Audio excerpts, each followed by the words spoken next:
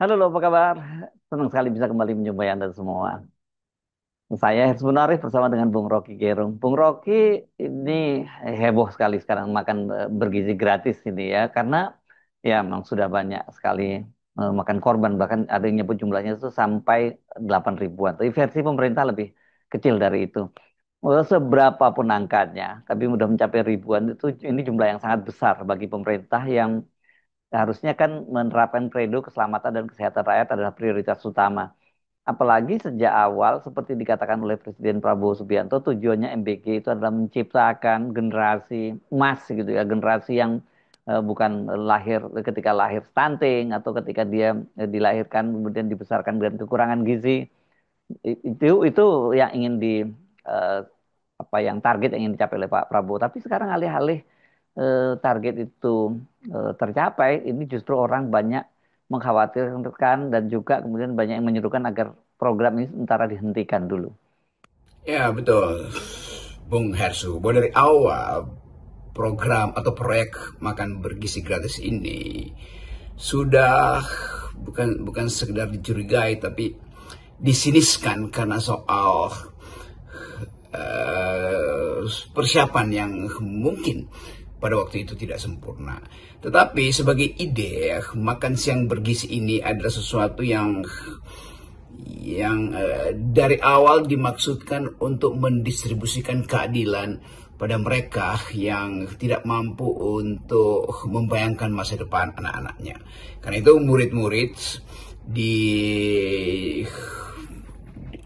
diatur makan bergizinya supaya ada persiapan untuk menjadi generasi yang produktif, punya kapasitas berpikir yang kuat dalam persaingan dengan generasi di belahan bumi lain. Itu yang disebut sebetulnya sebagai bonus demografi. Jadi bonus demografi itu bukan sekedar jumlah orang yang tersedia di satu zaman untuk menghasilkan produksi, tapi kualitas dari orang-orang yang tersedia itu.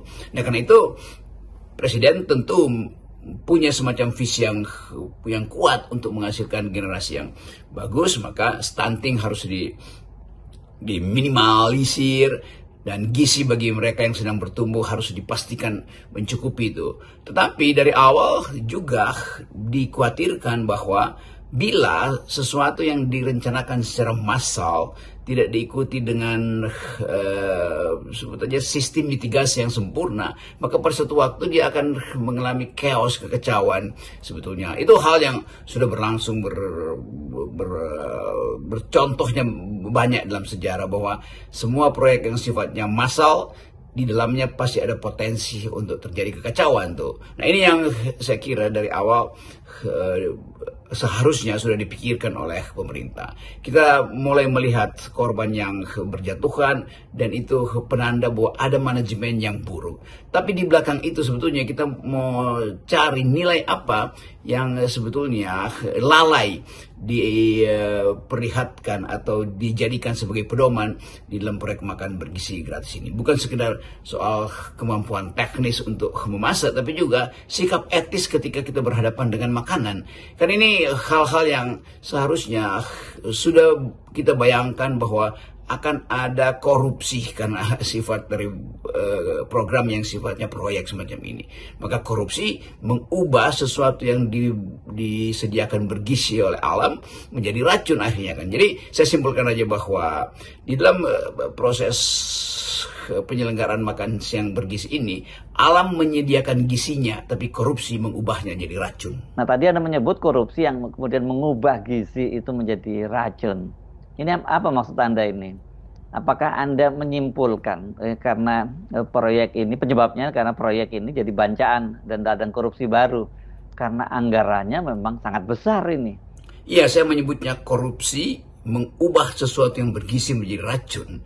Karena cara memandang makan siang bergizi ini kan juga cara memandang mumpungisme. Mumpung setiap hari ada potensi pemasukan yang besar, maka mumpungisme itu juga berubah menjadi mencuri sebetulnya. Jadi ini yang kita mau bayangkan, bahwa sikap etis di dalam penyelenggaraan makan siang bergizi ini tidak membayangkan atau tidak memperhatikan hak dari atau hak dasar dari para murid ini untuk memperoleh gizi yang sempurna, memperoleh masa depan. Jadi korupsi itu membatalkan masa depan para anak-anak ini. Kita mulai melihat betapa cemas murid-murid itu begitu masuk sekolah menjelang jam makan, orang tuanya cemas di rumah, muridnya juga cemas, gurunya juga cemas, jangan-jangan satu sekolah akan kena racun lagi, jangan-jangan nanti akan diperiksa oleh pengawas, lalu beberapa sekolah merasa bahwa lebih baik makan siang bergizi ini dibatalkan aja daripada kena sempritan dari pemerintah atau dari pengawas atau dari LSM atau dari jurnalis. Kan kita tidak lagi melihat meja makan itu menjadi meja kegembiraan. Sendok pertama mulai diragukan, sendok kedua guru mulai memperhatikan, sendok ketiga ada yang mulai lemas. Jadi sebetulnya psikologi ini yang membuat makan siang itu jadi semacam teror mental sebetulnya. Nah, penting untuk memulai dengan keadaan ini supaya kita buka semua bahwa apa yang tiba di meja-meja makan anak-anak ini mungkin tinggal 30-40% dari hak mereka. Selebihnya itu menguap entah kemana dalam proses pembuatan kebijakan, dalam proses pembelian bahan makanan, dalam proses distribusi. Semua itu yang kita sebut sebagai korupsi sebetulnya. Jadi hal yang paling pertama seharusnya dievaluasi adalah manajemen atau potensi korupsi di dalam manajemen pendistribusian itu. Sejak dari rantai pasok pertama bahan makanan sampai dengan soal piring yang harus dicuci oleh siapa dengan anggaran berapa tuh. Jadi kita lakukan semacam evaluasi besar-besaran. Karena ini adalah program yang harus berhasil. Kendati dia menggerogoti APBN itu urusan lain lagi. Tetapi hak anak-anak untuk memperoleh makan siang bergizi betul-betul harus dipersiapkan demi gizi masa depan mereka, demi masa depan mereka. Jadi gizi yang diserap oleh sistem pencernaan anak-anak ini, itu yang kita sebut tabungan peradaban, itu yang kita sebut sebagai modal investasi untuk kepemimpinan mereka di masa depan. Jadi ini soal yang sangat serius dan harus juga serius kita evaluasi apa sebetulnya di mana soal yang bergizi ini berubah menjadi hal yang beracun. Selain pelaksanaan yang sangat terlihat memang tidak dipersiapkan dengan matang, itu juga eksekusinya itu juga tidak dilakukan dengan baik. Dan banyak yang menyoroti besarnya anggaran EBG ini di tengah kondisi APBN kita yang sangat berat dan tampaknya itu saja mengorbankan program-program pemerintah lain yang juga tidak kalah urgennya gitu. Betul, kita mesti lihat program ini dalam ekosistem perekonomian kita. Kita tahu bahwa APBN tidak mencukupi, maka sangat mungkin difokuskan pada beberapa pilot project untuk melihat potensi APBN melanjutkan program ini. Tentu bisa dijadikan semacam model untuk memulai semua hal yang bersifat membantu generasi muda kita untuk punya daya tahan fisik, daya tahan psikis, dan terutama kapasitas intelektual. Jadi tetap program ini harus dilanjutkan. Yang harus dipikirkan adalah efisiensi sebetulnya, supaya betul-betul dipamerkan pada sejarah bahwa Indonesia pernah membuat proyek yang spektakuler, tapi dengan maksud yang mulia tuh. Nah ini sebetulnya hal yang harus kita pastikan dihasilkan kembali setelah evaluasi panjang ini.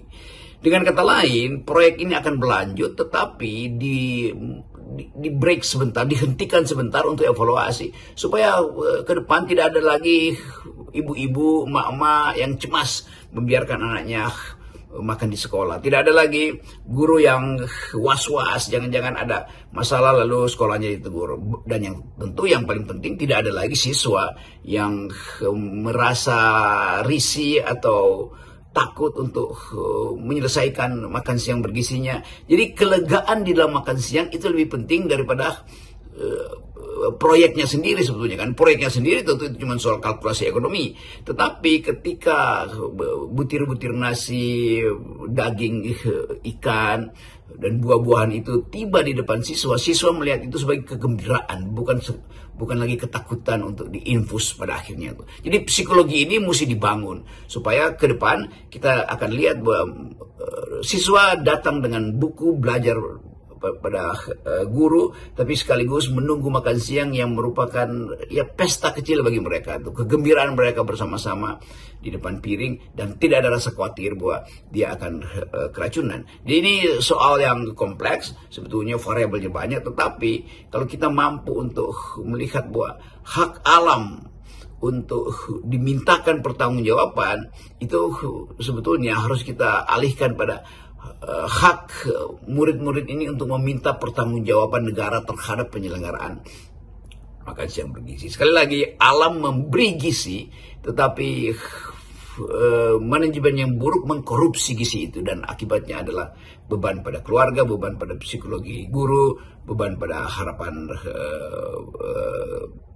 murid-murid. Jadi ini satu pelajaran utama untuk kita mulai membahas apa sebetulnya penyebab dari racun ini. Bukan karena racunnya penyebabnya, tetapi manajemennya, dan di belakang manajemen itu ada rantai korupsi yang seharusnya kita bongkar. Nah, balik dengan tadi ya, dengan analisa Anda korupsi mengubah makanan yang bergizi itu menjadi racun. Ini kan sebenarnya soal korupsi ini sudah menjadi penyakit yang kronis, yang sudah lama. Ini kalau penyakit itu sudah lama mengendap, itu sangat dalam di pembuluh darah bangsa ini. Jadi ya begitu ada program besar, ada anggaran besar, begitu para cara berpikir dari para pejabat, dari para kroni-kroni kekuasaan, ya ini jadi bancaan. Mereka nggak peduli ya, ini soal ini program ini sukses atau tidak, yang penting mereka mendapatkan keuntungan cuan yang sangat besar di sini. Dan saya kira ini penting untuk disadari oleh Presiden Prabowo Subianto, karena kalau nggak perlu curiga bahwa ini programnya ini akan disabot. Justru yang menyabot justru adalah orang-orang dalam pemerintahan yang melihatnya ini sebagai proyek bancaan tadi. Ya, publik akhirnya menyebutnya sebagai rantai korupsi karena para peneliti independen menemukan gejala bahwa harga yang 10.000, 15.000, tinggal 10.000, kemudian macam-macam pembiayaan yang sifatnya koruptif, sehingga hak anak-anak itu tuh tinggal mungkin 5, 6 atau 7, 8.000 tuh. Jadi dengan kata lain, dengan kalkulasi nilai ekonomi dari makanan itu langsung terbaca potensi terjadinya kerusakan makanan tuh, dan racun adalah kerusakan tertinggi. Jadi sifat sebut aja keunggulan dari makan siang bergizi ini akhirnya batal karena ketakutan untuk menyantap makan siang bergizi itu. Nah, perubahan nilai, upaya untuk memperhatikan dari awal mumpungisme yang ada di dalam rantai pasok sampai dengan distribusi, lalu kemudian akhirnya berhenti anak-anak ini untuk makan siang karena diganti dengan selang-selang infus, itu satu pemandangan yang dramatis sebetulnya. Jadi kembalikan hak anak-anak ini untuk menikmati apa yang diberikan oleh alam.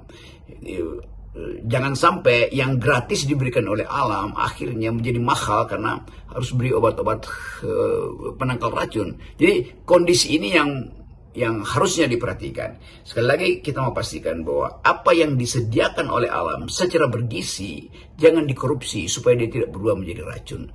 Apa yang sudah digratiskan oleh alam jangan dikorupsi sehingga dia menjadi mahal akhirnya karena harus membeli alat-alat pencegah atau penangkal racun. Jadi sekali lagi ini yang kita sebut sebagai evaluasi total supaya harapan Republik yang berpikir bisa dimungkinkan melalui program MPG yang sudah dievaluasi. Itu sebetulnya pesan moral dari kekacauan manajemen dan kepanikan para keluarga yang menitipkan anak-anaknya di sekolah untuk menikmati apa yang disediakan oleh alam.